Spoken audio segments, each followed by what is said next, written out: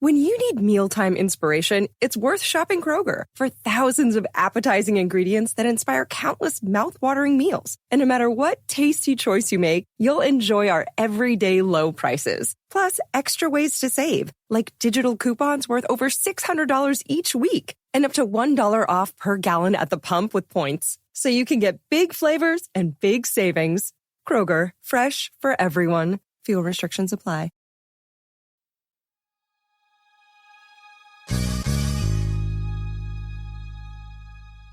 So I'm out rock climbing, but I really wanted to do the intro for Roger Reaves.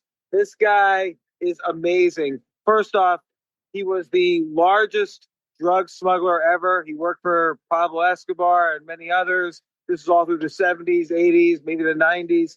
And he has a lot to say about the drug business, all the crazy stuff that happened to him, including 33 years in jail, and the role of the U.S. government in the drug smuggling. He also talks about Barry Seal. You might have seen the movie American Made starring Tom Cruise. There's this amazing scene in American Made where Tom Cruise is arrested and the prosecutor says, "You're going to jail for life." And Tom Cruise says, "No, I'm not. Here's what's going to happen. You're about to get a phone call. You're going to argue a little bit with the guy on the other side of the phone, and then you're going to let me go." And then that's what happened. And it was a true story. Anyway, Barry Seal, the movie's about this guy, Barry Seal. He was an employee of Roger Reaves, who I'm about to talk to on the podcast. So crazy stories. Roger Reaves, author of the book Smuggler. Check it out. Here it is.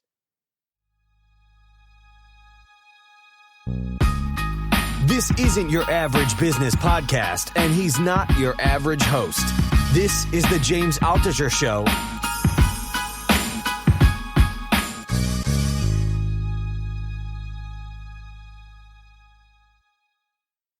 First off, a lot of people tell stories about you.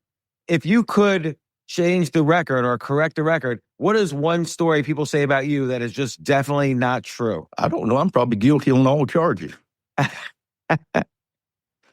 Nobody says anything much that's not true about me, I don't think. Now, obviously you were into planes and aviation, and you wanted your life to be interesting, and you wanted to make money. All these things together resulted in, let's call it, the career path that ended up, with, the smuggling, the jail, the book Smuggler, which is an excellent book. What got you really started? And again, a lot of this is in the book, but, for the listeners. Well, let's just start from the beginning. And Apple optioned the rights to the book and to make a series here a couple of years ago. And they got a couple of wonderful young writers. And I think they made me out to be more of a Robin Hood than I actually am, or a Little House on the Prairie. So they made the pilot, and I didn't think much. I said, "Oh, you better have a little bit more action than that." And there was plenty in it, but anyway, Apple just turned it down. So I was talking with some of these I have a mob of other people that talking to me, and I says, if I was going to write it, I'd start off with, not at the very beginning. I was a little old boy on a farm with 3 mules, my daddy, but my daddy died when I was 17 years old, and the church was full of people. He was only 54. My mother was, I think, 41, and we had a baby just 6 weeks old, 7 little brothers and sisters. And we came out of that church with all white people in, and out under the oak trees, an old sandhill church, was just looked like a sea of black men and women. We called them colored folks back then. I liked it even, colored people. And the men had their hats over the chest. And there was Masonic. My dad was a Mason and a Shriner. And those men had their swords crossed as we came out a long way. And we followed the casket under it, past those colored people, out into the cemetery. It was a terrible, sad time for my life there with my mother and them. And when we got home, a few miles down the road, there was 2 wreckers pulling our stuff out. We had an old pickup truck and a tractor, and there's 2 wreckers, Foskey's Auto Parts, dragging our stuff away. And I pulled up and stopped in front of them. That guy was 3 times big as I was. Well, Mr. Reeves owed us some money on this, and we just come and got it.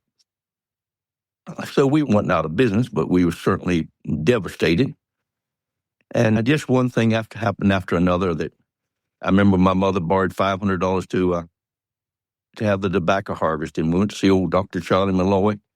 And he says, well, try to get these birth certificates for these young'uns so you can get Social Security, but it's going to cost you $500. And she said, well, I don't have it, Mr. Malloy. He said, well, just write me a check. And when they're back of harvest, I'll cash the check. You just tell me when.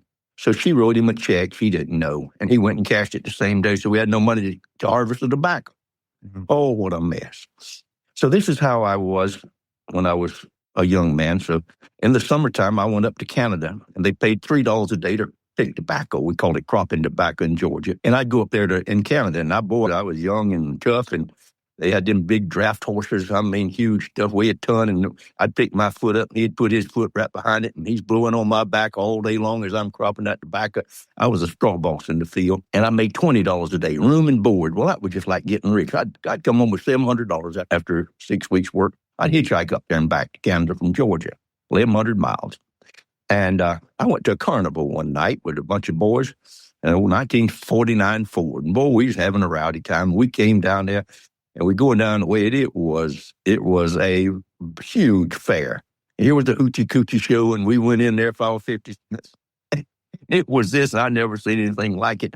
And we were laughing and went on down the road, and there's a big fella on a platform, and he's got 5 brand new $100 bills in his hand.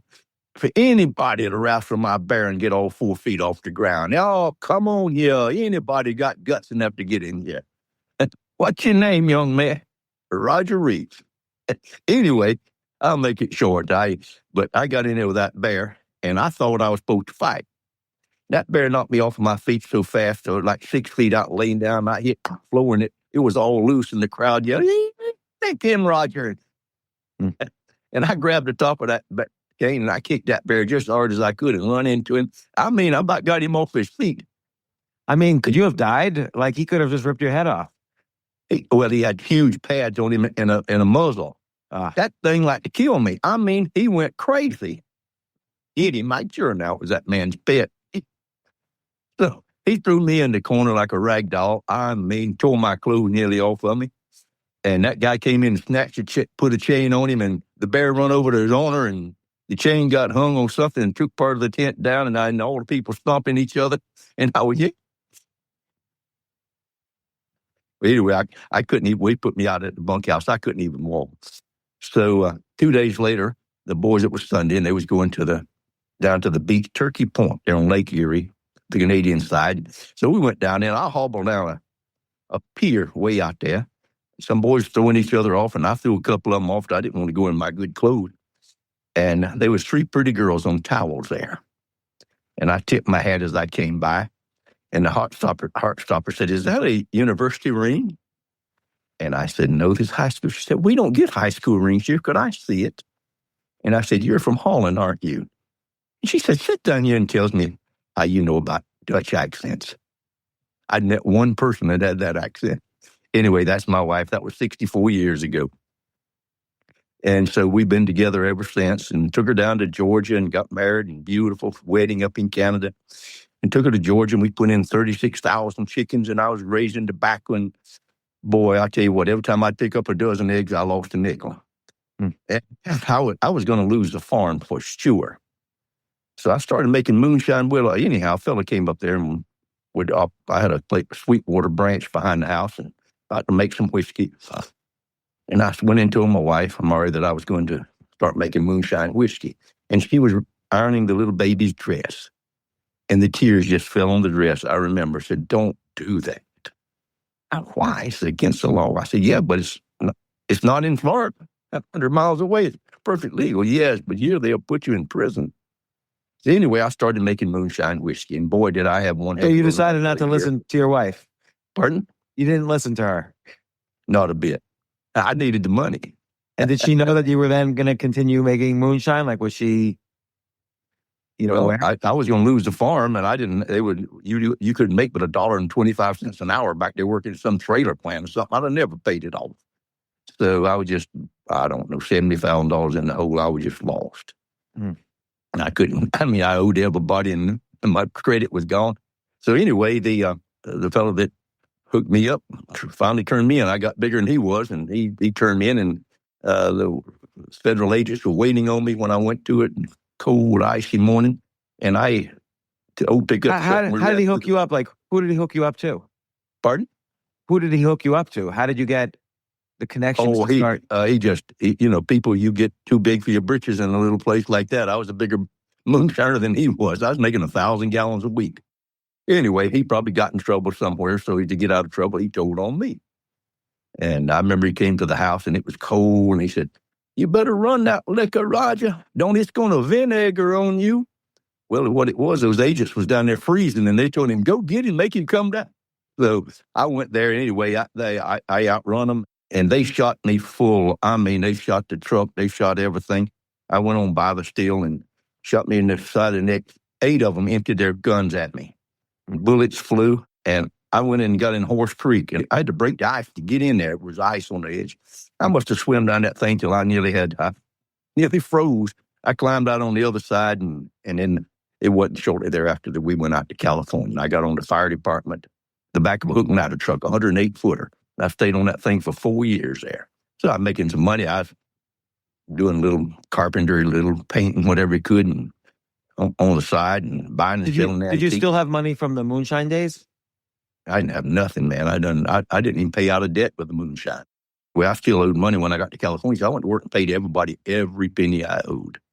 So that was something. I worked 7 days a week, often 2 jobs, till I got everything paid off. And I bought me an airplane. I'd learned to fly back in Georgia. I wanted to be a missionary aviation fellowship pilot, fly the missionaries in and out of the jungle and the sick people. But that didn't work out. So anyway, I bought 1/3 of an airplane. And I'd take Mari and the babies down to Mexico, moo hay, and she'd lay in a hammock and read and potty train the babies, and I'd go fishing or whatever I'd do. And somebody said, "Roger, why don't you bring some pot back with you?" And I said, "I don't know. I've heard of that stuff." He said, "Man, it's the hottest thing since pot and pancakes." I said, "What do you pay?" And he said, "I don't know. I'll introduce you to somebody." So he introduced me to a fellow, really nice man, and crippled. I didn't realize he was paralyzed. But anyway, he introduced me to a person and said, "I'll pay you $10,000. I'm like, "What?" That was 2 years' work on the fire department now, take home about that. So I said, "Throw some of that shit in there." And he did. It wasn't much, a couple 100, 300 pounds. And I flew it back, and there wasn't even a barbed wire fence between Mexico and the United States back then. There was absolutely nothing. And I landed out there in the desert, and he gave me a sack full of money, a paper bag, shopping bag. And I took it home and took it and tore it on the bed like that. And Mari put her hand over her mouth like, What? Babies grabbed $100 bills and they were crawling, and we just giggled like, this is crazy. I took $100 and I went to see a criminal defense lawyer that dealt in those type things. I found out the best there was there in Los Angeles area. And I said, "Mr. Lawyer, here's $100. I got a 2-minute question. What would happen to me if I got caught bringing some pot back from Mexico in my airplane?" He said, "What's your criminal history?" I said, "I don't have one." "Well, traffic in it." I said, "I've never had a parking ticket in my life." He, "What? You work on the fire department?" "Yes, sir." He said, "You'll get probation. The worst they'd ever do is give you a year, and you spend 4 months raking leaves at a camp somewhere." I said, "Are you right?" He said, "That's all there is to it. Nobody cares about that." What? I think I have found my profession. So I require a little bit more, and that was the way it was back in 1970.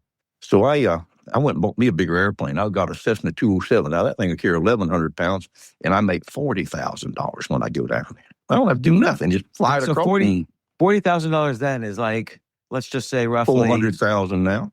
Yeah, that's a lot. You could buy any house down there in that part of Los Angeles, $30,000 a piece at that time. So it was more than a house. Yeah. And so I'd go down about once a week. And so my mama came out. I had her and my baby sister come out, and I took her to Disneyland. And she said, "What are you doing, boy?" I had my new Cadillac. I said, "I'm hauling pot, Mom."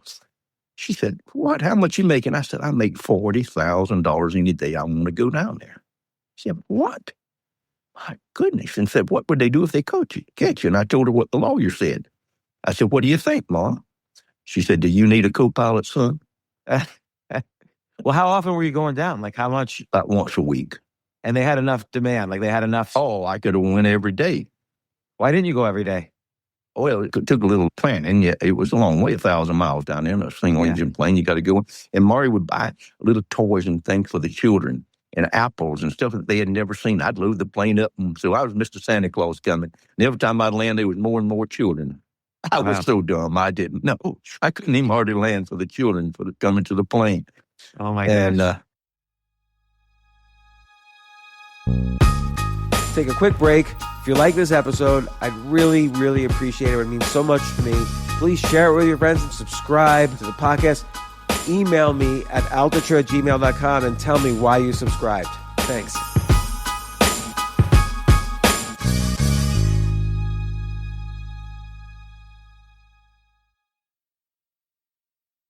I did 13 loads in 13 days. I had one fellow to come down and meet me on a dry lake, and he'd bring the stuff down, and I'd turn around and go back. The strip was only 900 feet of sand on the bend of a little river there in a place called Pichilini, north of Mazatlan. And on number 13 trip, right in a row, I had a little going off in my stomach, like ding, ding, ding, ding, don't do it. That's Joaquin you. And he says, he has the federales paid off. Nothing. He was such a liar, hair lip. I'm telling you, starving donkeys. And so I landed there that evening and stopped about halfway down the strip. And we fueled the plane up, and I went to the village with a bunch of men, 10 or 12 of them walking along. And next morning, there were donkeys and roosters crowing, carrying on all morning to night. Just at daylight, I went down, brushed my teeth in the little river. It was clear, about knee deep. And I got in the airplane with this young fellow named Pedro. He would tell me where to go over on the highway somewhere. They'd block the highway with big trucks. They had the machine gun mounted on top of it, and I'd land over one, and the highway would be clear a mile or two up there, a freeway. And the men would come up with the truck and be like a bucket brigade loading it up. I'd shake hands, all of them with their big hats on. And then I'd take off. I remember taking off one morning, and there was a highway patrolman sitting on the other side over there with the blue light on top, but he didn't have it on, mister. But that morning, I cranked up the airplane, and I thought a tire blew out. I'm looking over there at my tire. And Pedro's going with his elbow, police there, Roger, police there.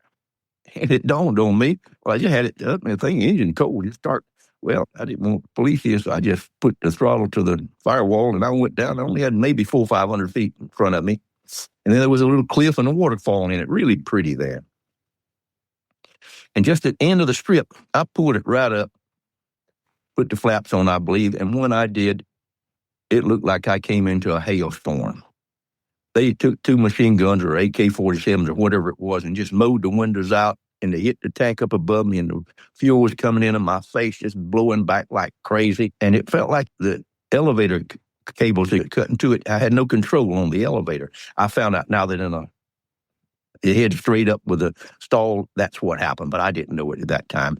And I thought my elevators had been shot into, and I'd been hit 2 or 3 times, and a bullet had hit the stanchion that holds the windshield, and it's battered all in my face. I had just little pieces of lead in my face, all around my eyes, and my chest was just full of them. And I pulled the power, and I crashed straight ahead into that river. And the first time it hit, the wings came off, and the next time it hit, the nose folded under the airplane. And I'm sitting there, I was knocked out, I reckon. And Pedro said, come on, Roger. And I jumped out in the water about knee deep. And 2 of those federales were coming down the runway still, and they still shooting at us. And a couple of bullets hit the plane. Well, I want to tell you, I am not a violent person, never have been, never hurt anybody in my life, but I carry a pistol for survival. And a 9mm Browning. It carries 13 shots, and I'm a good shot with the thing. So anyway, I pulled that a pistol. I had it taped up on top of a radio. Now, when the thing's turned upside down, that thing is right in front of me. So I pulled that out. I didn't shoot at those fellas to kill. I want you to know that. But I popped 4 or 5 shots down their way, and the federales went into rocks. And I like the little thing, when the rabbit get the gun, the farmer, he run. But that's what happened. So Pedro and I went on up, and I saw that Pedro's foot was nearly shot off. It shot him right through the ankle. It just tore the whole heel and all of that, just tore open. And it wasn't bleeding. It was just white. And my toe was shot nearly off, one across the top of my head. My kneecap was missing. I'd been hit 3 times. And I wanted to go down and follow he said, no, they'll follow that trail. And said, let's go this way. So we went up through the cactus, we went up the mountain, and there was an old donkey, She must have been 30 years old, long hair, sway back. And she was from the village, and Pedro knew her, Charlotte, and he petted the old donkey, and we got on him and got away. And that's a whole nother chapter in my book about getting away and getting out of that thing and how I got doctored. But that was, you asked me how I got started. So after that 13th trip where obviously you got very hurt, by the way, did his foot survive? Yeah, but he's crippled. I went back to see him a year or so later, and he was he was not nice to me. Oh, no. Like, I've been ruined and nobody's giving me anything. And I thought, well, I felt sorry for him. And did you ever follow up? Like, what happened to him ultimately? No, I didn't. Later on, I went back to try to get my money for that load. Mm-hmm. And I got arrested and put in prison and tortured almost to death there. Oh, my gosh. Yeah, in that Mazatlan prison in 1974. And the worst thing ever happened to me. I was in the pool, and the guy came up and asked me, was I Roger Reaves? And I said, nice man. He just shook hands with me and put handcuffs on me. And they took me right there, just like I was. They let me go and get on little clothes, and they took me to the prison and put me in a little front room. And some prisoner with a blackjack took my money. So they put me in a room, just a regular room, and sometimes they have 18 of us in it. And it was some kind of crowded. I mean, there wasn't even room to hardly sit or stand. And I thought, well, I'll be out of here. I ain't do nothing. I'm just here. Somebody get me out of here. And I sat there 3 days, and it was so hot. I didn't have any money. And sometimes somebody would give me a little something to eat. One of the other prisoners, his mom or somebody, would come with some food. And I had a bottle, and I'd give the boy there, and he would go over to a spigot and bring me a Pepsi bottle of warm water. So then they took me after about 3 days in that place. I mean, it was bad. They put us out every morning, and you slosh it out with the material that you clean a hog pen with, that disinfectant. Oh, it was bad. And then they put me in a cell back in the back. I guess it was about 5 foot square and maybe 12 feet tall with a light burning. And it was the torture area of the prison. And I could hear for several days, you didn't know, they'd bring you food, rice and beans at different times. They bring it close together, and then sometimes be a long time. They were trying to disorient you, and they beat the living daylights out of people. And you would hear them crying and slapping and begging. They had chain you on the wall. And you next, son of a bitch, you next. And they took me out and put my head under water, like seltzer water, and 3 of them put my head under it. And if you take a little whiff of that, I'll guarantee you 3 of them can't hold you down. So I found out to act like I was just that way right before I had to breathe. And I survived that all right. And they beat me till they wasn't 1 inch on my body that wasn't black and blue and yellow and green. And they had the paper right in front of me, sign this, and it's all over. Well, I knew up 6 years in prison if I signed it. So I reckon they could have killed me. They almost did. So then they took me out there naked and chained me over something barrel, and my hands pulled far as they could apart with those little things like he winch a boat up. It stretched me out, and he came up there with some oil and buttered my backside, and I thought, oh boy. And then he just crammed me full with a big old thumb of hot chili pepper. And that was just awful. That stuff burned. It burns something terrible up in your colon. Well, when I quit cussing, I was nearly unconscious from it. And they come in, I have some kind of little enema. They let me wash myself out with it. Then they put me back in that cell. When I'd recovered some, they brought a slim black man that was frozen. And he was wrapped in newspaper strips. And he was just like a mummy, wrapped from head to toe. All of him was wrapped. And they put him on a meat hook and hung him on a bolt on the side of my cell and said, you next, son of a bitch, you next. Well, was he dead? Yeah, he was dead. Of course, he's frozen. But they put him in there with everybody. He's just a tortured thing. And that didn't bother me not much at all. I killed hogs and cows and stuff, goats. It didn't bother me or see a man dead, man. So, but when he started, his head was kind of this way, and when he started thawing out, it looked like the tears was running down his cheek. A sad thing for hang a dead man in a cell. And then his orifices all started opening up, and that formaldehyde went running out on the floor. Well, I got high from it, and I had visions of flying pink pigs with wings on them flying in that cell. And I knew I was in danger, so I put my face on that filthy floor. There was a half inch, I guess, under the door, and I put my lips right up under it, sucking in much clean air as I could, and I passed out. And I woke up in the hospital with a doctor. He looked like he was really concerned. He almost had tears in his eyes. He had a respirator on me. Breathe, man, breathe. Breathe, man, breathe. And I was sick for a long time, and my wife came down and paid $17,000, and before morning daylight one morning, the guard ushered me out back door like I was escaping. So I count one of my 5 prison escapes, but it was a payout, really and truly. It was all in on it, but they had to act like for the prosecution and all that I had escaped.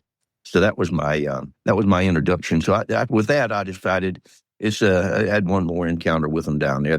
And then I decided I better go to find me another stomping ground. I'd found out that there were 7 American DEA agents in on that, and they were sent down there to stick the federales on me and told them to stop me, that I had an Air Force of planes and a Navy of ships. That's all in pot out of there, and about the truth. I got pretty big then. So you were on their radar. So you probably got on their radar. Yeah. They didn't know how I was getting it in, and most everybody was getting caught coming up. But I got away. I would go down there, and just at daylight, I would load up, and then I would go to the middle of Baja to a beautiful, excluded goat ranch, and then mesquite trees, and they had a runway there that they used to all meet out of there. It's 20 miles to the nearest highway at that time. And I'd land, there's a guy named Juan riding his fast mule, and he'd meet me, and we'd unload that marijuana. It'd be about 2,400 pounds, and I had Twin Beaches at that time. And he put it under the tree, and I'd go into Muley, and I'd have them wash the plane, fill it up with fuel, and I'd rent a room, and I'd have lunch or whatever, just relaxed day then in the village of Muley. And then in the afternoon, it was only 20-minute flight back out to that ranch. And I would go there, and we'd load the plane back up with the marijuana, and then I would take out and go west out of there. And there was an island of Guadalupe, 200 miles off the coast. And I would fly over that, and then I would head northwest, and would be about 300 miles out from the west coast of the United States, west of San Diego. And I'd put it down low. Some of them had salt on the windshield so much I couldn't even see it. When I'd get there, I'd come up here behind the Santa Barbara Islands. They're about 4,000 feet tall, I believe. And I'd come up behind them. The only thing that could see me when I come up was the radar at Vandenberg, but they weren't interested. And I'd go on out in the desert and unload. And I did that for 100 times at least. Wow. Just over and over and over. So that was how I was getting it in. And I brought the price down. When I started, it was $100 a pound in California. And before the season was over, it was $60. Now, at this point, you're probably making good money. And then after these tortures and beatings, did you consider like, hey, I made some money, maybe now's the time to go clean? Yes, I kept thinking that all the time. But I kept investing that money with thieves. I had people a lot smarter than I was. They was lawyers and such, real estate tycoons. And I bought all the land, which is now Moreno Valley. And I paid for the planning and zoning of that place. I'd be a multi-billionaire if I'd have kept that. But anyhow, I did stuff like that. So then after the last bad encounter in Mexico, I went down to Colombia, and I met up with the Medellin cartel, and then I made some serious money then.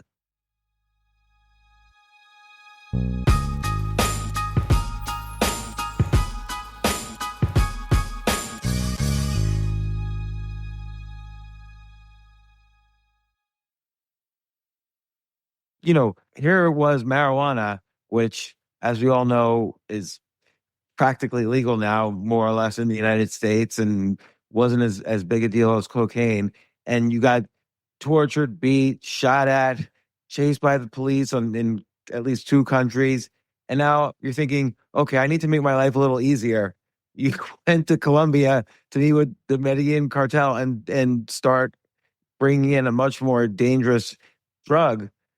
Is this maybe a regret, or do you think this was a good decision? Oh, it wasn't. None of it was a good decision. It was just what happened. Yeah. Of course, looking back on my life, it was a stupid thing to do that stuff and get shot and put in prison. I was in prison 33 years. They gave me 35 years for marijuana here in the United States.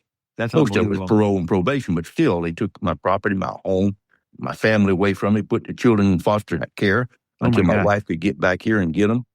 It was just a mess what they do. They shoot and kill you over a pot plant. How do you think you and your wife survive this in terms of the marriage? Just because we both are Christians, we have faith in God, and we love one another. And I mean, I never loved anybody else. And she hasn't either. It's just like, and I was surprised when I got life sentence down in Australia that she didn't divorce me. Even the children said, "Mom, he's never coming home. He's got life." And her mom and dad, nice Christian people, said, "Larry, we wouldn't blame you if you divorce him." And she just said at the table, we sit there, the family, and we hold hands around the table, and I say the blessing, same blessing every day. And she said, "I just could not imagine another man sitting there saying the blessing for the children here." Said, "I just couldn't imagine it." That was sweet of her. So she's a heroine of this family by staying with me. And she stuck with me. We got, I guess, 1,000 letters we wrote back and forth in the 33 years that I was in prison. But I escaped 5 times, and she'd meet me wherever it was. And we lived in Argentina, Brazil, France, Spain, South Africa. And then I'd get caught, do it again or something. So that was a real love affair. And she's writing her memoir. And when I was working with Apple, the writers wanted her to write, she calls it, The Convict's Wife. And I hope she finishes it and gets it published. I hope so too, and she could come on this podcast afterwards. And so you're in Colombia, and you decide to meet the Medellin cartel and presumably Pablo Escobar or people associated with him. Like, what happened then? Like, how did you get started with and what kind of money were you making with the cocaine runs? Start off when I went down there looking for pot, and I had a DC-3 in 1981. And I was over the Amazon down in the FARC area. I landed at the Strip, and the 2 jets came down. I was eating some boiled chicken under a tree in an hammock. And they come in with a machine gun just tearing up that airstrip right there. Oh, baby. Well, I jumped in my airplane because at that time they had never shot anybody down. And I took off cold with a big, I don't know if you know what a DC-3 is, but it's a big airplane. And a 105-foot wingspan, it would carry, I believe, 45 passengers, 42 passengers, what it had. So it's big enough. So I took off, and they swarmed on me, and the cannons roared up under me, and I pushed it over right down close to the jungle so they couldn't get under me. And they come right up side of my face, and two young pilots, one on each side with their jets, and they're trying to take me to go to Villavicencio military base, and I wouldn't go. So I'd taken off, and on those planes, you had to put big pins in the struts, the hydraulic struts, so that if they collapsed, it wouldn't fall. So I left those pins in, so I couldn't get my wheels up, so I wasn't making any time. There was a big pasture ahead of me, and I thought, I'll land this thing on it. It had trucks big as a semi-truck on it. And I landed, and boy, that bounced across that, and I got out and took the pins out. Well, anyhow, unbeknownst to me, they was announcing this on the radio all over the world. It was like OJ before OJ. These crew had just been shot down by the Colombian jets. This is the first plane shot down on Reagan's war on drugs. So, I had friends here that heard it. Anyhow, I took off and then they really did. One of the planes had to go away and get fuel, I guess, and the other one just he tore the tail up. He tore the wing nearly off right back to me. He didn't shoot me, thank goodness. And I went into a thunderstorm and to get away and stalled it and spiraled down and got away from him. And then I said, I'm going back and get that load. And I was go over the jungle, and I came along the river Guaviare. And there was a tall bank there, like it's 20 feet up, and grass for miles. And I said, I'll make me a runway.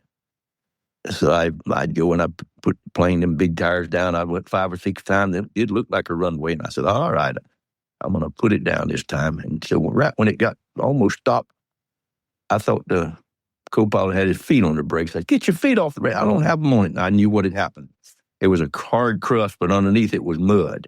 And that big plane is 30 tons. It fell through.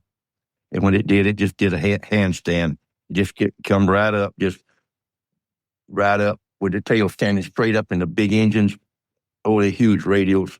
It was holding that thing off from killing me. And the whole nose, I fell in between the seats. It just crushed right into me.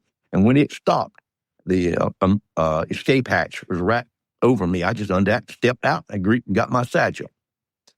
Well, I was 11 days in the jungle. I tell about other fellows in there. They went on down the road and went straight in prison. But I stayed in the jungle for 11 days, and my wife heard me. I was in a dugout canoe with an Aboriginal man, and she said she heard me say she was taking a shower, that I said, "I'm all right, Marty. I'm all right." I kept saying it to her until she thought I was dead. And so I finally came to, after 11 days, I came to a place. I wanted to, where's the airplanes? Loma Linda. I said, where is it? It's Leho, far. I went about 300 miles and finally got to Loma Linda. And it looked like Hawaii, World War II, shiplap boards and buildings and airplanes. What in the world? And I went in, a pretty lady, how did you get here? What is this place? You don't know. This is Loma Linda, headquarters for Missionary Aviation Fellowship for the Amazon. They put me in a cabin with a redheaded electrician from Torrance, California, and I'd worked for the same electrical company that he did. And boy, he was on fire for the Lord. And so the next day, they flew me out. They flew me to the Villa Vicentia military base, and a military policeman took my satchel out of the airplane. And I quite a job getting to Bogota and getting a stamp in my passport. That was another chapter. So with that, I thought, I went back down and I was trying to get hooked up. And the fellow that hooked me up with that load said, I got something better for you. So we flew to Medellin and went to a high-rise building right downtown. And that was so beautiful. Medellin, Colombia, green, emerald. And that place had carpet and had a guy there, ugly man, looked like Winston Churchill or something, but ugly Winston Churchill. And that man spoke every language you could think of. He was brilliant. Fernando Correo. And he was drunk, but he was a 1-ton cocaine shipper.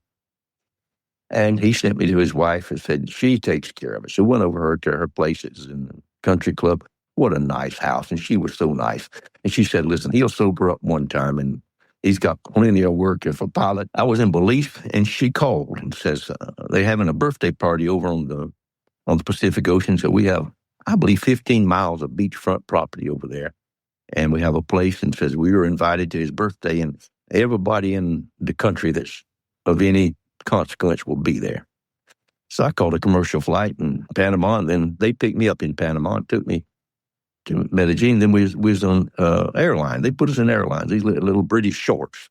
I guess they carry about 30, 40 people. And they flew over. And that thing was about as far away from anywhere as you could ever get. It was between, south of Panama, I guess, maybe 100 miles, just jungle.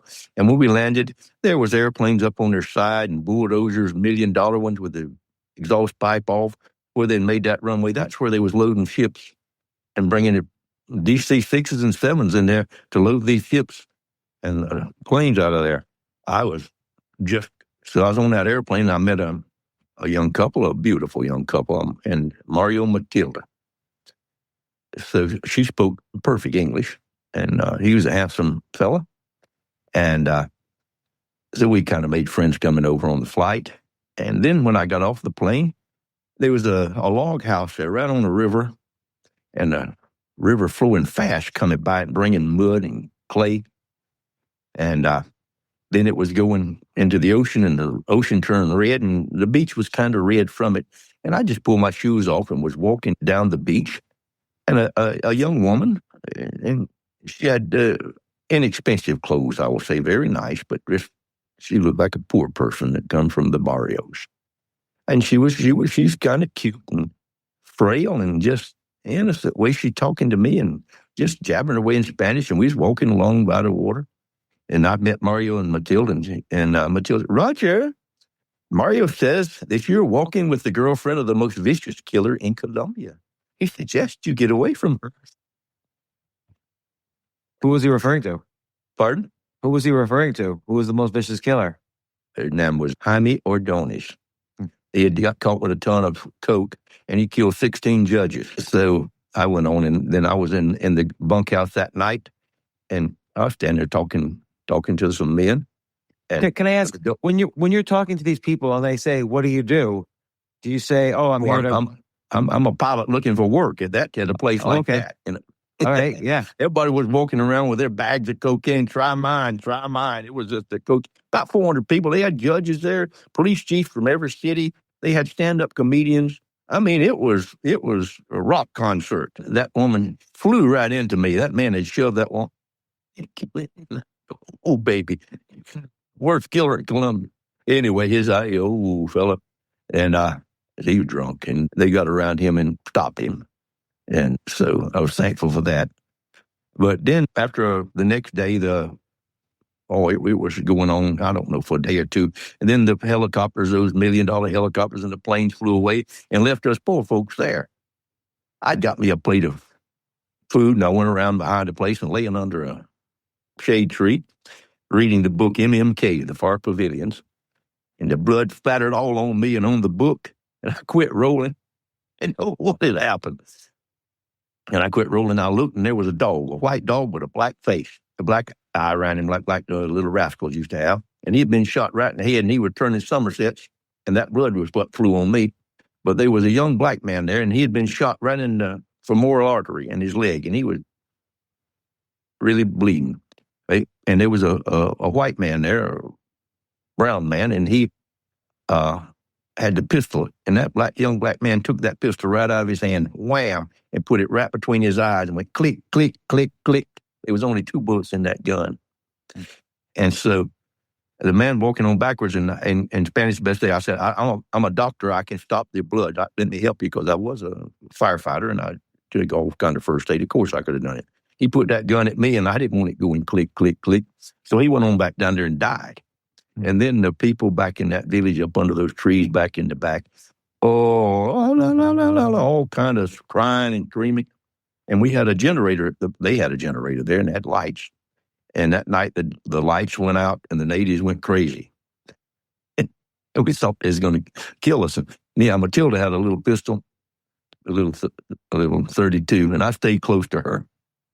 And the next morning we stayed all night long in buggy. We put some gasoline and diesel in some little cans and put a wick in it and had some kind of little smudgy blood, and all of us stayed together and awake. And those people we were afraid they was coming in with the machetes and just kill all of us. It was over a wrench that had been gone missing. And the guy accused the black man of stealing it and whatever. That was all over a $1 wrench, probably. Oh, my gosh. The next morning there was cans and limbs and stuff all over the runway. And 3 soldiers was there, and they was very mean to us. Anyhow, that's the whole thing in my book. But with that, I went back to Medellin with or Cali, maybe Medellin at the time, and on the same flight with Mario and Matilda, and he took me to Envigado, and went up. We went to one of those guard gates was up. 2 guys with guns, and went on a little road around about half a mile up through the bromeliads and old trees, and we come up to, I'm going to say old because everything was old. That house was 200 or 300 years old, and out in front of it was maybe 40 men, working men with their fedoras on. They was waiting to see El Jefe. So we was ushered right in, and it had been it wasn't a mansion, but it had been a real nice place. It's where they call fincas, just outside of town, where they'd have a few acres, and that was somebody rich had built that thing a long time ago. And when we went in, the floor was uneven. The house, the earth had moved, and it was so polished that you could see yourself in it. There was a hole in it, and a real pretty lady says, "Be careful with the hole." He didn't fix. They left it natural. And she was gorgeous. I told her, drop dead gorgeous gal. And she went right in to see some. She introduced me to Jorge Ochoa. Opened the door, and there he was sitting there, and he got up, shook hands. He spoke a little English, so we got by with that. And he had 12 telephones on his desk. Got a big desk, and those 12 telephones. And he's, what's all the telephones? You look like you in business. Oh, yes. Listen, from my dealer in New York, and this in San Francisco, and this in Seattle, and this in Chicago. When they ring, I know who I'm talking to. That's what. So he asked me what kind of planes I had, and I told him I had a DC-3 and I had a turbojet Aero Commander and Beech 18s. I said, I can haul anything you got. He asked me about my trips, how many I had. I told him I had over 100 trips across the border. So he said, well, I have all the work. We have all the work that you can do, and we pay $5,000 a kilo. And I said, how much you put in there? He said, 300, 500 kilos. I figured that's $2.5 million for an 8-hour flight. I was anxious to go to work. They said, well, let me introduce you to my compadre. So the pretty woman went next door, and in came Pablo Escobar. Khaki pants, plaid shirt, and the guy about my size shook hands. He didn't speak any English, but we got along well. And he asked me the same questions that Jorge had asked, and he said, we have all the work you can do. I said, all right. So I went and got my plane and went to work. That's how I met Pablo Escobar.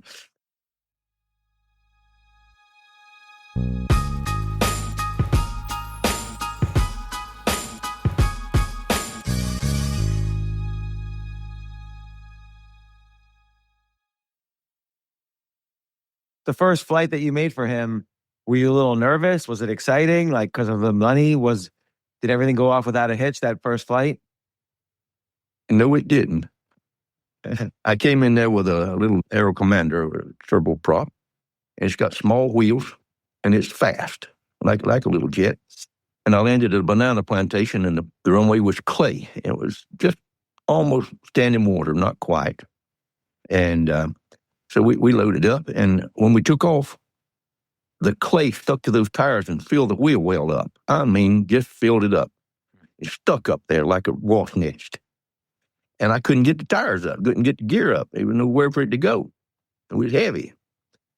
So they had this guy, Ronaldo. Oh, he was an ugly man. I mean, full-on ugly. And he had a Mac 10, little Mac 10 pistol, and he sat back on the load in the back. And I told him, we got to stop and get this. Well, go back. I said, no, we'll be in the same shape we're in. We can't go there. We got to go somewhere. But I know a place in Belize that I used to refuel my marijuana at a big ranch. No, Louisiana, because I told him we was going to Louisiana. And I said, well, no, we can't make it to Louisiana. We'll fall in the ocean. Oh, I'll kill you if you don't go. It put the gun right up in my head. No, Louisiana.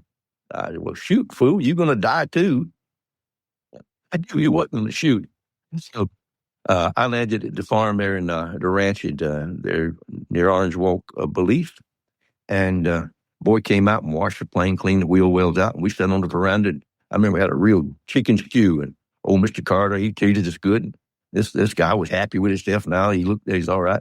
So we went on up, and I landed at a place that Barry had found for me. And Barry unloaded it. And Is Barry Seal? Barry Seal. Okay, we'll get to him later. Yeah, so that fella met Barry, and I don't know where Barry took him to, but they went on to do whatever was to be done with the load. So that's the guy that came and killed Barry later, a couple of years later. And he just got out of prison a couple of months ago. I guess he spent 40 years in there, 42 years. Oh, my gosh. And he got out. He was still an ugly little skinny man. He had a woman, had a backside you'd measure with an axe. It's a cartoon looking, coming out of that Angola prison there in Louisiana. So, yeah. Now, do you ever get worried he's going to try to find you? No reason for me. I didn't do nothing. I didn't tell on anybody. So ain't nobody. Yeah. I'm their golden boy. Yeah. They look after me. So basically, you bring it to Louisiana, and then Barry and whoever else distributes it to all the dealers around the country. Well, Barry didn't. Barry would just. He knew a fellow with a runway, and he said, "Won't you land here? I can take care of you here." Later on, I found out that he was paying Bill Clinton $50,000 every time the wheels touched the ground. And did Bill Clinton know what it was for? That this guy was. I'm sure he didn't. He didn't inhale either. Right. I see what you're saying. And this began you would just do these. You would do these cocaine flights years, yes.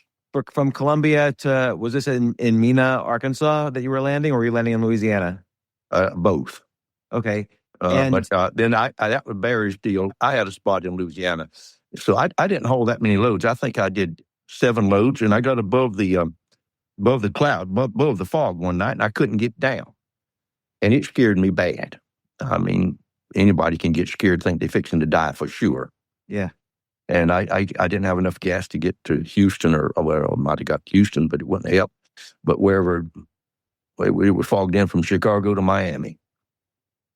So I didn't know what to do. So I just came down the glide slope at New Orleans International Runway, straight out midnight.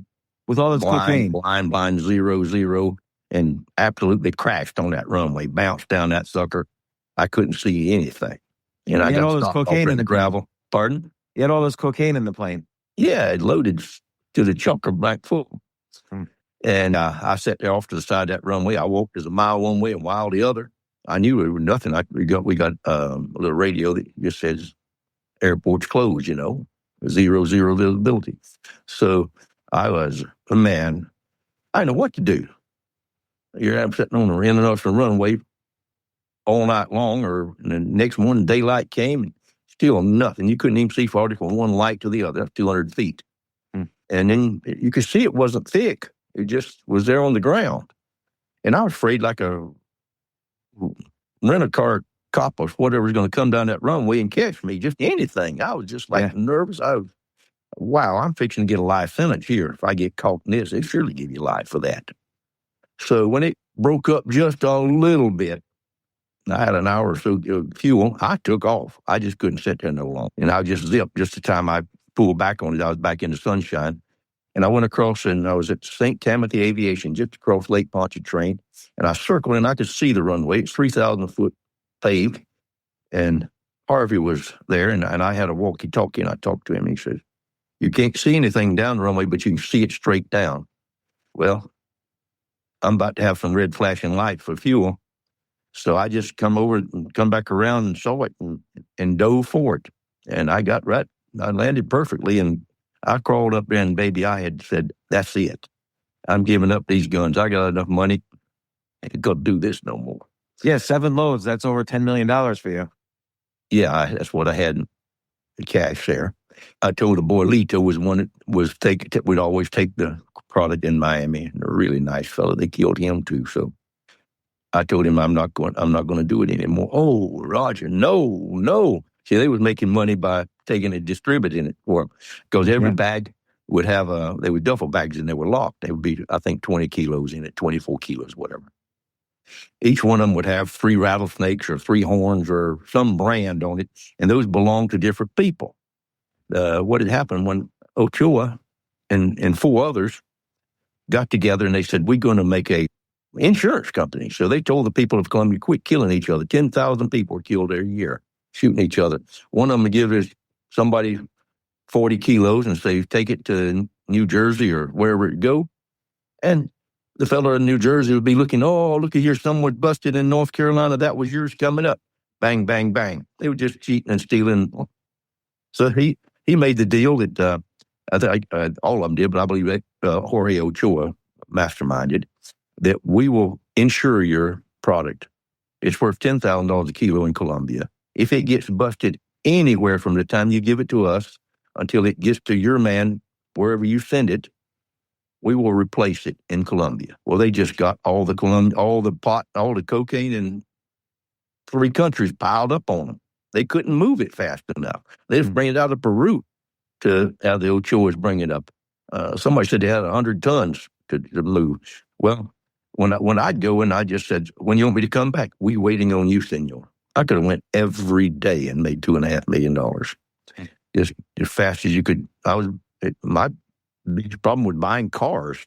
I'd buy cars. I'd buy like 6 cars a week, and I'd put shocks, the air shocks to hold them up level, fill the trunk up, new hoses, new tires that wouldn't go flat. And in big cars, they would be big Mercury's, Marquis, and Ford LTDs, and just drive those. I said, I'd give them to the Colombians. I'd park it in a hotel and show them where it was. And I said, "You owe me $5,000 for that car."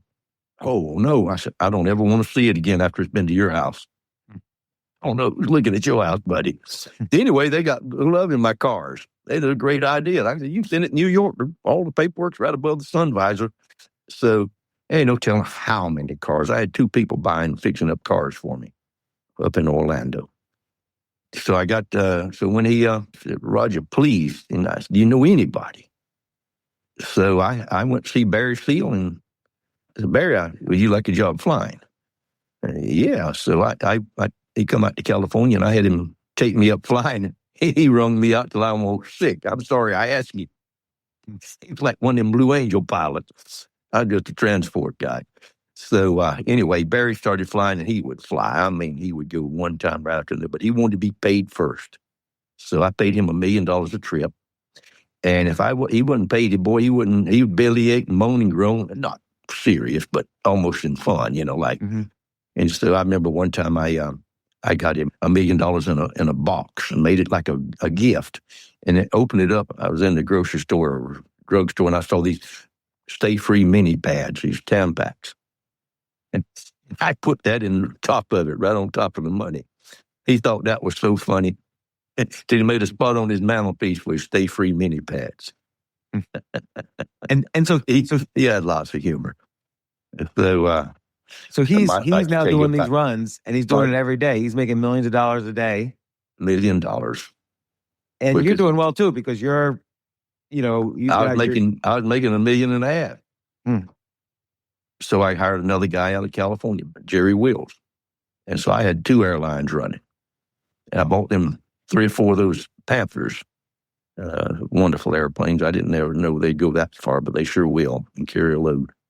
So I had them go in, and they didn't know who each other was, but the Colombians were sticking each other on to make them go out. The other guy did 2 loads last week or whatever, and I had the money just piling up on me. And we had a lovely lady. I guess she was kin to Ochoa. Her name was Marta Ochoa. And she had a little boy about 7 years old. And I'd meet her every Wednesday at the Rusty Pelican in Miami out on Key Biscayne. And she would come with a nurse's uniform with a stethoscope in her pocket. And we'd go over the accounts at what they owed me. And so I remember one night, we sat there over our little drinks, and I said, you owe me $7.5 million. I'm not going again until I get paid now. Get it, Gert? No, Roger, only $7 million. I'm bull now. It's $7.5 million. So we had a little tough about it. She's thinking, she said, remember Monday night when Lito met you or actually met you at such and such of the Holiday Inn? And he was in the yellow Cadillac and he gave you 2 boxes. That was $500,000. Did you get? Oh, no, I forgot that, Martha. I'm so sorry. So that's how much money was coming in. You forget $500,000 somebody give you. So I thought that was worth telling. Anyhow, she lets Griselda have some from Coke, I think 200 kilos, and Griselda killed her and garroted her. Had the man garrote her and killed a little boy, and they wrapped him in plastic and put him in a canal there. Oh, I hate that woman. So that was such a beautiful lady. Oh, she was just beautiful. Just her spirit, her soul was beautiful. Marta Ochoa. That was how it was going. And then, after that, at some point, are you ever saying, like, here you've got 10 million, 20 million, at some point, and this is a big question for everybody who makes money, like, at some point you say, okay, look, this is really risky in a lot of ways. My life, other people's lives, prison, I should just stop. I got my family. We got enough. I know it's really hard to say that, but like, why is that really hard to think or say? Well, I've answered it like this before. If you was in Las Vegas and you was on a slot machine that was putting out gold coins, gold Cougarans, and you got 5 watermelons and you got the handle down and it's just flowing them out on the floor and you got 2 guys shoveling them up, putting them in bags, when would you turn that handle loose? Because you know you're never going to get that again. Yeah, I don't know. That's a good question. Exactly. You always say, okay, one more time. Quit. I did quit, and right after that, I got arrested and put marijuana charges. Everybody I knew testified against me. They charged me with continuing criminal enterprise. It carries life in prison for possession of marijuana. I was number 41 to ever be charged with that terrible crime in the United States, and John Gotti was number 42. I gave up all I had. And you weren't able to kind of like 35%. Pardon? You weren't able to sneak away anything, like? Not much, but we had a few coins. I had the most expensive coin in the world. I had a Brasher doubloon. It's worth $10 million now. Of course, my wife had to sell it while I was in prison. I've been 33 years. It's a long time to be gone. Yeah. And so she raised the children. And when I got out of prison for the marijuana, I didn't stay in there but about 2.5 years. The old judge gave me 30 years of parole, basically parole. So when I got out, I just got home and I was having breakfast. And there was Ronald Reagan's blue eyes right on the television. And he said, "We have absolute proof that the communist Sandinista government is in the cocaine running business." And there's one of my old airplanes sitting on the runway, bellied in. And I thought, Barry has done it. So that was when that Oliver North found out about it, and he blew the whistle. It was messing up his operation there with the little war that was going on.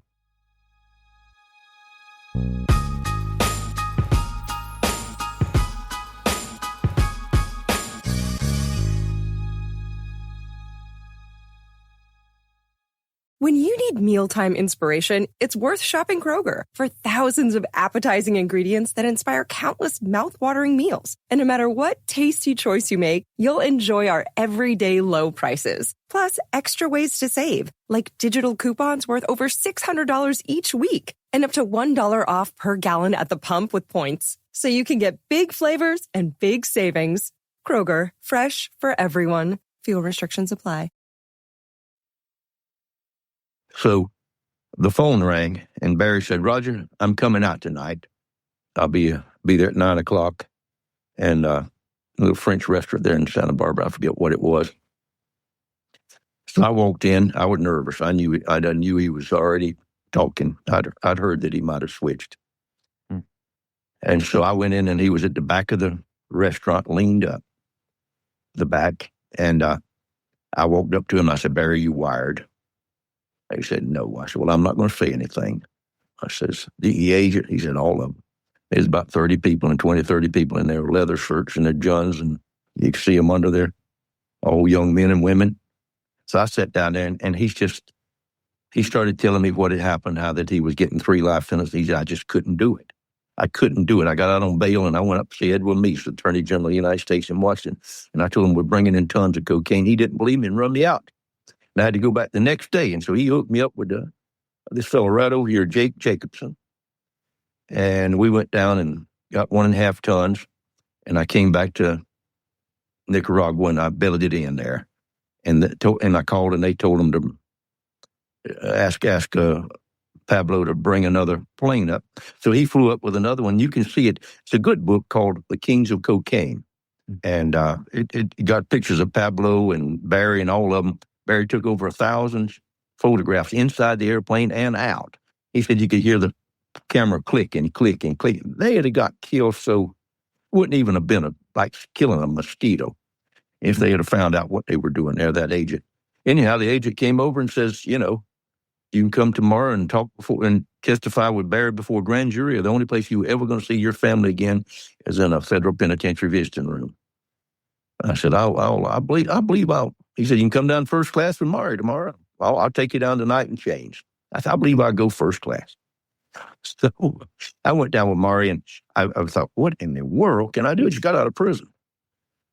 What on earth can I do? I'm not a snitch, but maybe I can do something. So I went to see a lawyer. He's supposed to be the best one in town, but his wife, his partner, had just got blown out of his shoes for representing a snitch. I didn't know that. So the guy was on the treadmill. When I told him the story, he said, "Well, I'll represent you for $600,000, but I don't talk to snitches." I said, "I'm not a snitch."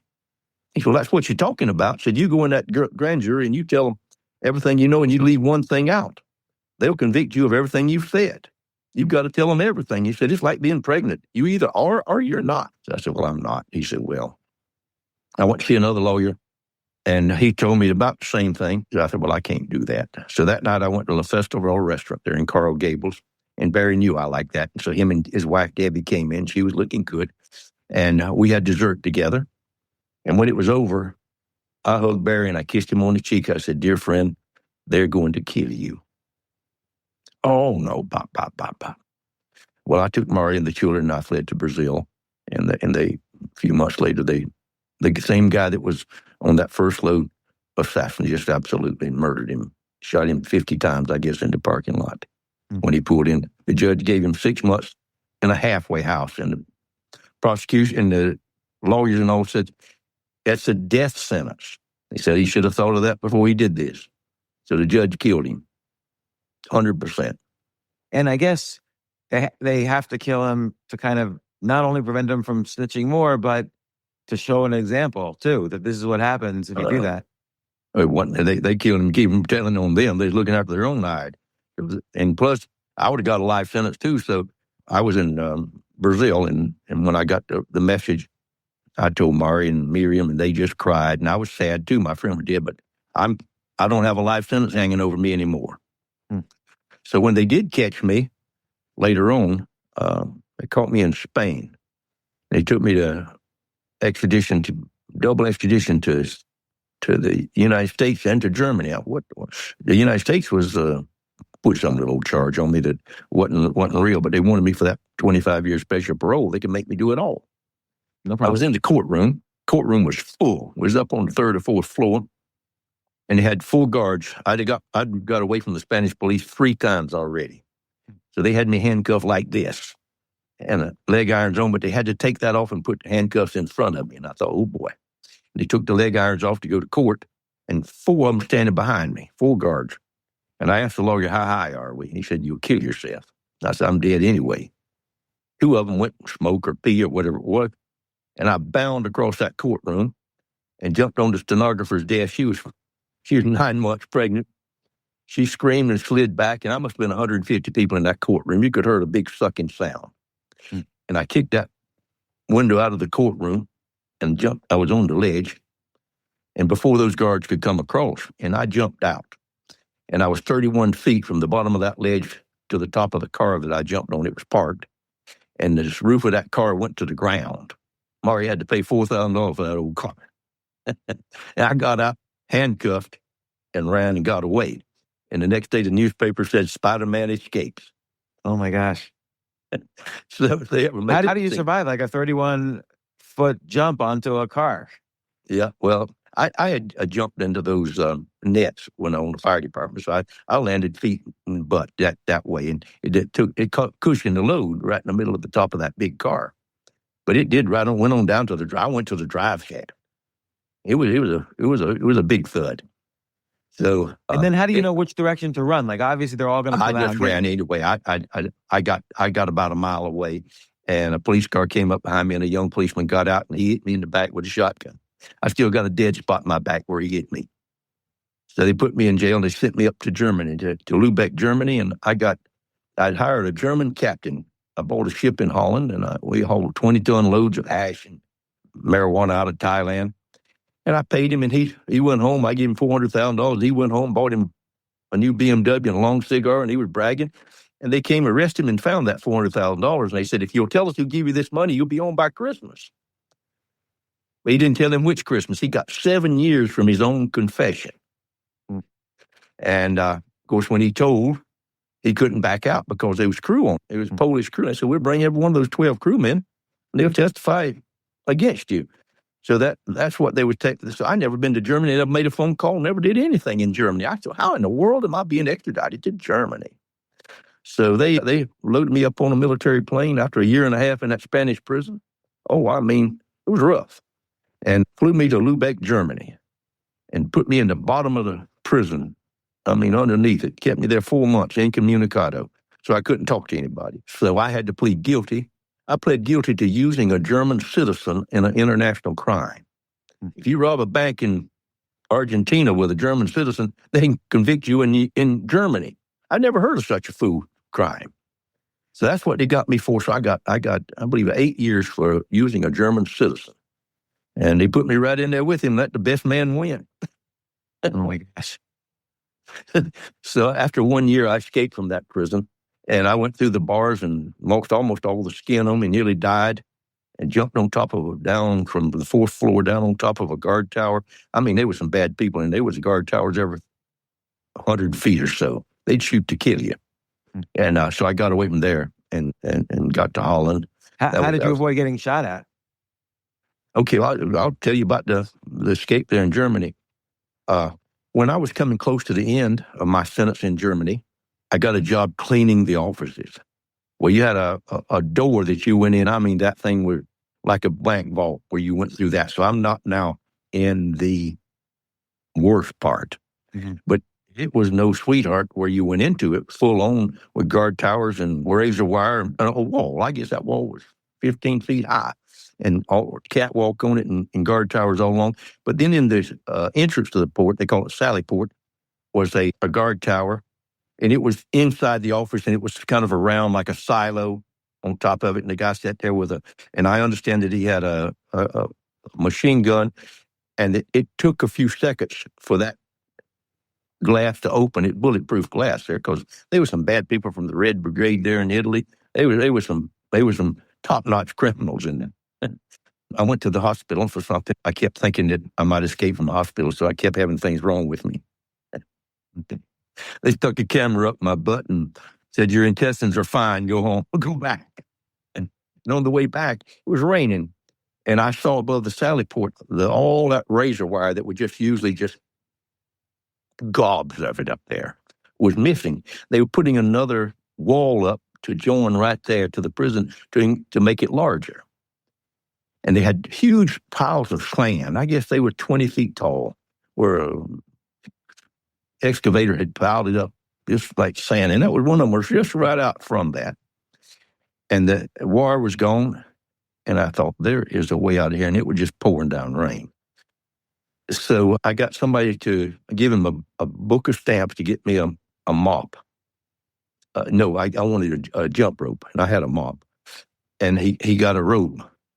And I told him I was going to play jump rope. He got a good strap rope.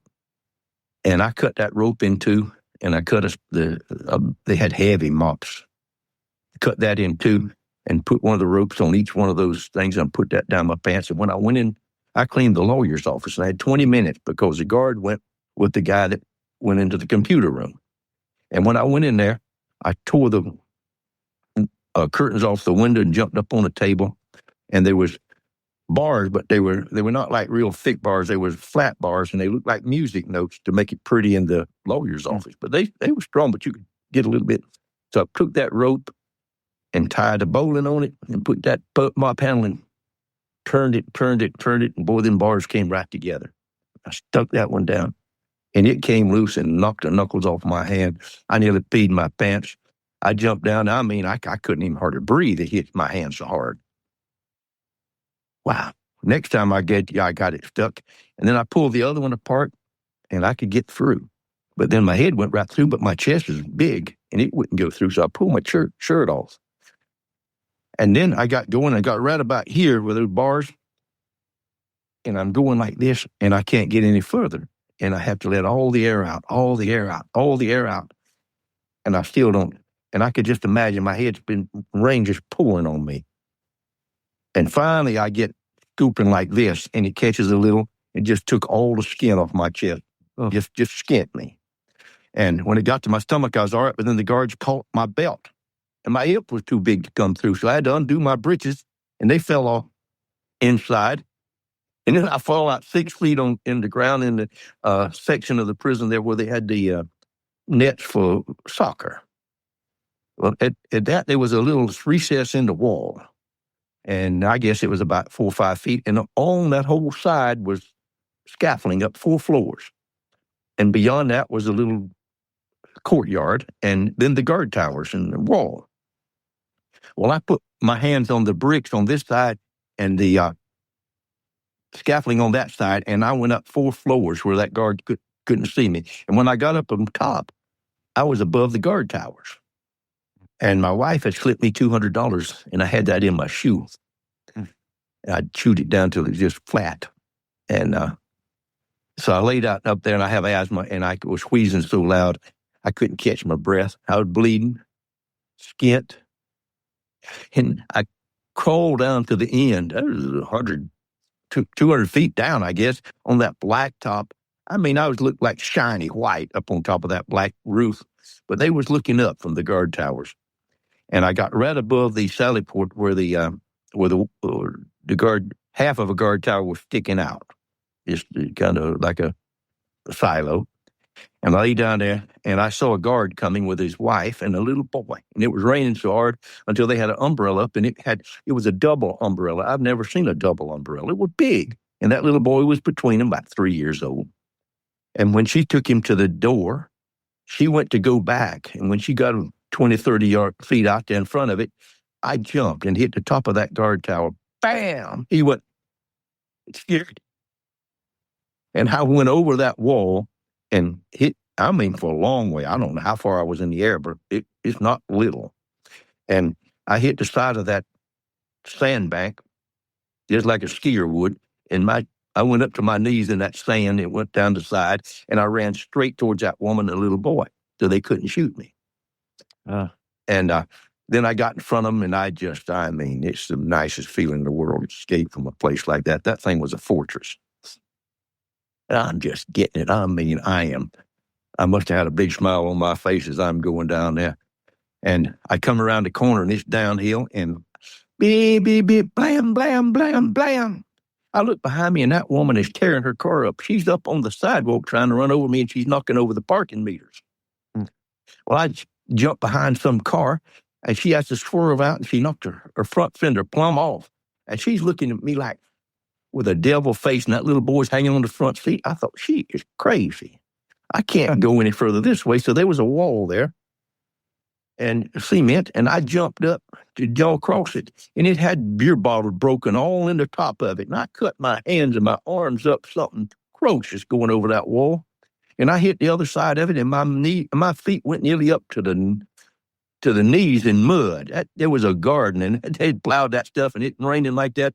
My shoes and all came off. I lost that $200, and here I am, flopping across that place. Anyway, I get quite a story how I get on and I get to Holland. It was a heck of a journey that I made. Wow. So you should have been a stuntman in Hollywood. Did it for myself. That would have been a career for you. That would have been a career for you. Oh, I could have been. Yes, I reckon so. Yeah.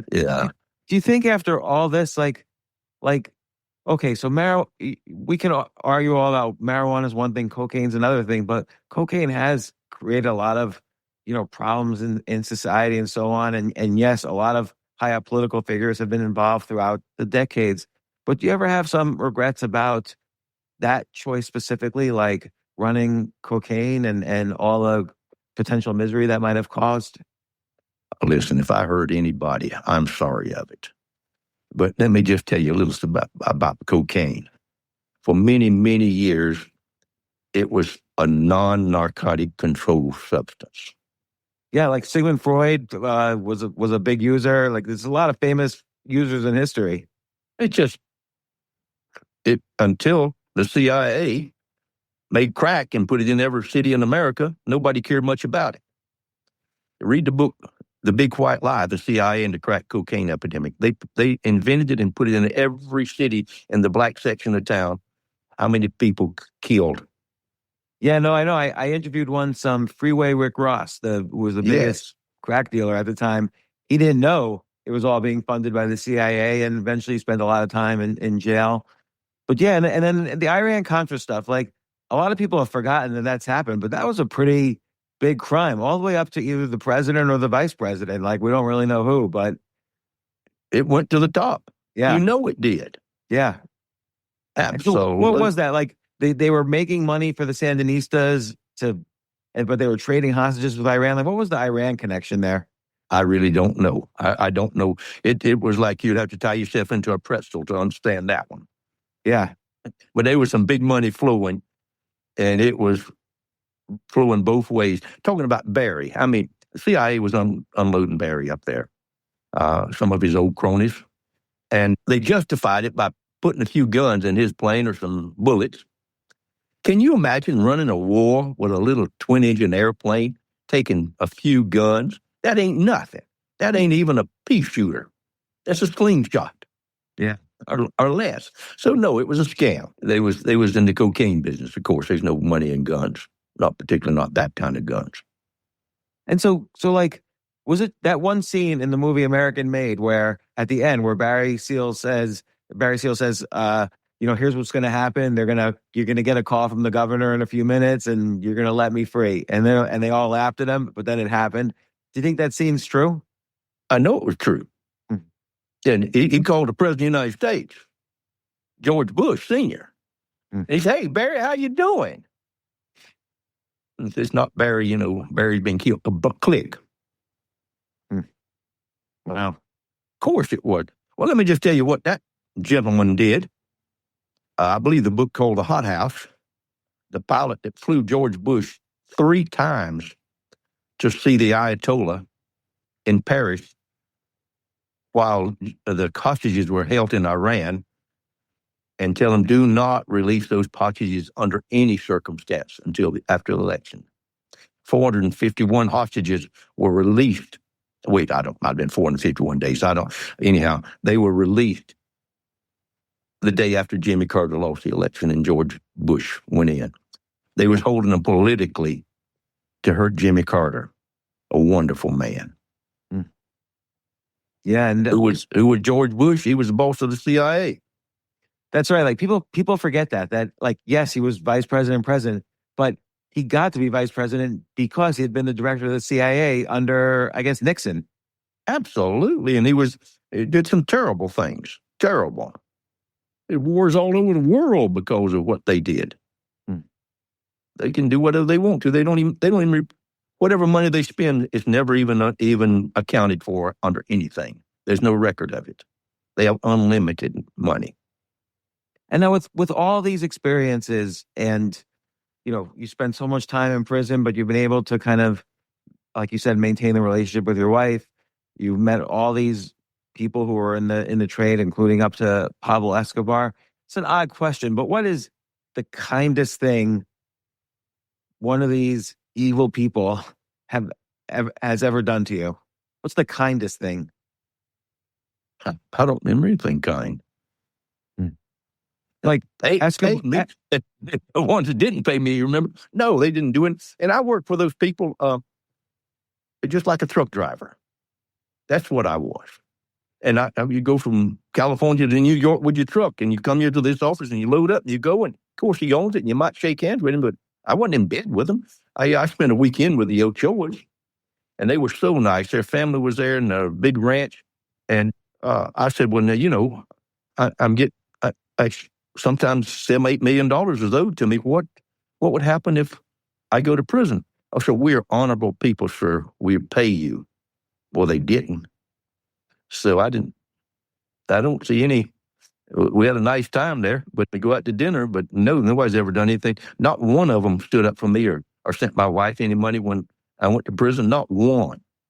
That last group, when I got caught in Australia with $400 million worth of cocaine. They didn't pay for my lawyer. Not once to my wife, nothing. Then they started something that I was with Snitch. It's just like, how on earth could you ever say such a thing? Why would they say that? Did they want to have cover up their own stupidity and their loss? They had the brother of the man that owned it came there, and he called his buddy over to come over to help me unload this big load, and they hooked him up in front of a woman. They didn't have the money they didn't have a credit card, so they hooked up with a woman working with the DEA or with the federal police to get them a credit card. So, I mean, it was just their stupidity that the federal police was waiting on me. Just unbelievable. So I bring it to their attention, and they don't like it. Yeah. Well, and now out of prison, presumably this phase of your life is behind you, flying planes, running drugs. I'm assuming you don't do that anymore. And what's the future hold? Nobody knows what the future holds. I'm down in South Africa. I'm flying down there. I spend most of the year down there. I enjoy it. Why South Africa? I got friends down there, and you can live there. South Africa is the biggest kept secret on earth. Cape Town is 25% the price of the United States. Excellent service, excellent food, wonderful people, the kindest people. Everybody's sweet and nice and kind. Shopping malls full of people, and I mean a good salary down there is $400-500 a month. so I can live like a king. Well, Roger Reaves, author of Smuggler. Do you think there ever is going to be a TV series? Like, obviously, you would make Let a me show great you my movie. book. Yeah, no, it's a great book.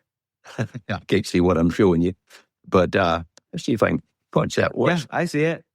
No, yeah, okay. no, we're gonna Here mention I your am. book. Yeah, I'm gonna talk all about your updated book all in the the stuff intro. I told you, and this thing is 100% true. There's not a word. There's not exactly. And I got 300 or something thousand words here I wrote while I was down in Australia. I was in a cage like with the Silence of the Lambs, and I wrote that in there, and it dot for dot, word for word, just like I wrote it.